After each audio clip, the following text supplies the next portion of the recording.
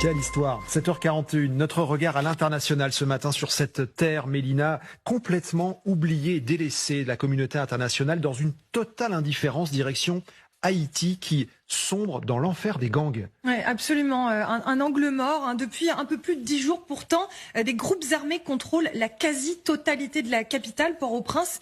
Sur ces images que vous voyez là, les forces de l'ordre tentent péniblement d'aider les habitants à fuir, car la population, elle est prise au milieu des attaques de gangs rivaux. Alors, selon l'ONU, les violences ont atteint, je cite, des niveaux jamais vus depuis des décennies et sont, je cite encore, cauchemardesques.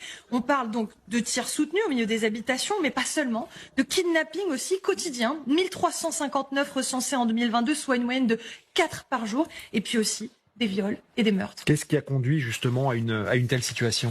Eh bien, ces violences sont le prolongement de troubles politiques qui remontent à au moins 5 ans. Alors, élections présidentielles entachées de fraude, corruption généralisée, détournement de fonds, jusqu'à l'assassinat en 2021, il y a 2 ans, de Jovenel Moïse, président de la République. En 2023, si on veut simplifier très grossièrement, Haïti n'a plus ni gouvernement, ni État, et les gangs s'engouffrent dans cette brèche. Dans une situation d'urgence humanitaire extrêmement préoccupante, et ça depuis des années. Oui, depuis des centaines d'années, en fait, Stéphane.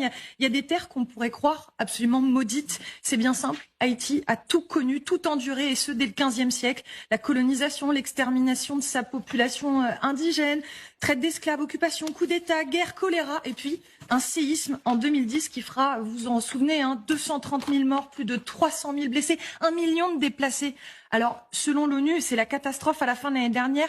4 700 000 Haïtiens étaient en situation d'insécurité alimentaire aiguë. Pour remettre dans le contexte, c'est près de la moitié de la population. Il y a quelques jours, à la faveur de ces affrontements en pleine ville, Médecins sans frontières a fermé, et c'est symptomatique, l'un de ses centres de soins à Port-au-Prince.